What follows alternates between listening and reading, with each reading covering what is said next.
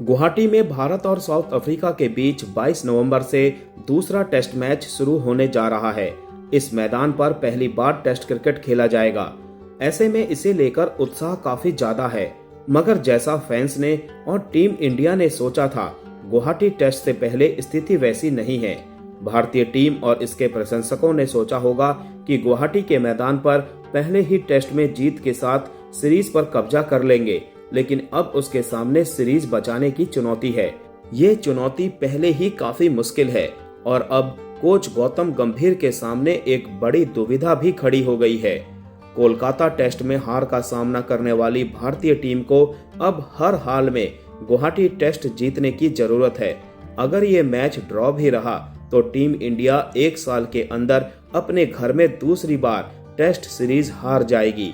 मगर इस बार उसकी चुनौती इसीलिए ज्यादा कड़ी हो गई है क्योंकि बेहतरीन फॉर्म में चल रहे टीम के कप्तान शुभमन गिल गर्दन की चोट से जूझ रहे हैं और फिलहाल पूरी तरह से फिट नहीं हैं।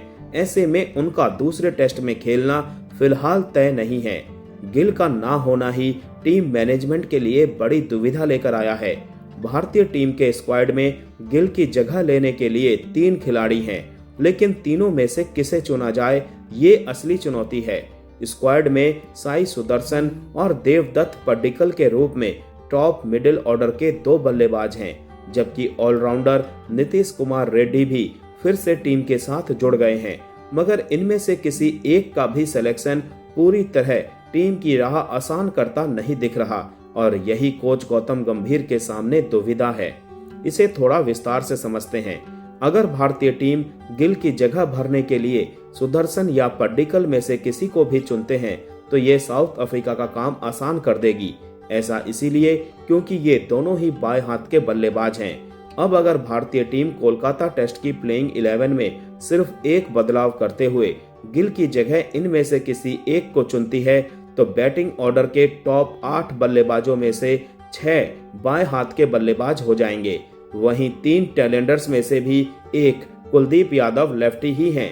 ऐसे में कोलकाता टेस्ट की तरह साउथ अफ्रीकी ऑफ स्पिनर साइमन हार्मर और part time off spinner Aiden Markram कहर बरपा देंगे। इसका एक समाधान तो यह है कि सुदर्शन और पड्डीकल को छोड़कर नीतीश कुमार रेड्डी को मौका दिया जाए। अगर ऐसा होता है तो भी बात पूरी तरह से नहीं बनेगी। तब भी बैटिंग ऑर्डर में दाएं हाथ के 3 ही बल्लेबाज रहेंगे, केएल राहुल, ध्रुव जुरैल और रेड्डी। इससे थोड़ा बदलाव जरूर आएगा, लेकिन चिंता की बात यहाँ पर नीतीश रेड्डी की फॉर्म है। युवा ऑलराउंडर रेड्डी पिछले इंग्लैंड दौरे के वक्त से ही बल्ले से फॉर्म में नहीं है। वेस्टइंडीज के खिलाफ टेस्ट सीरीज में उन्हें सिर्फ एक पारी में बैटिंग का मौका मिला था, जिसमें उन्होंने 43 रन ही बनाए थे।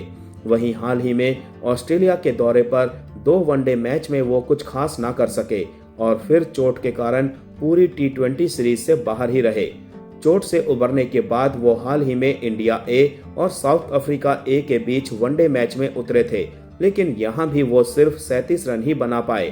कुल मिलाकर रेड्डी इस वक्त बल्ले से पूरी तरह तैयार नजर नहीं आ रहे हैं और अगर गुवाहाटी की पिच भी कोलकाता जैसी ही रही तो भी वो मुश्किल में फंस सकते हैं। ऐसे में फिलहाल टीम इंडिया आगे कुआं पीछे खाई वाली स्थिति में फंसी हुई है।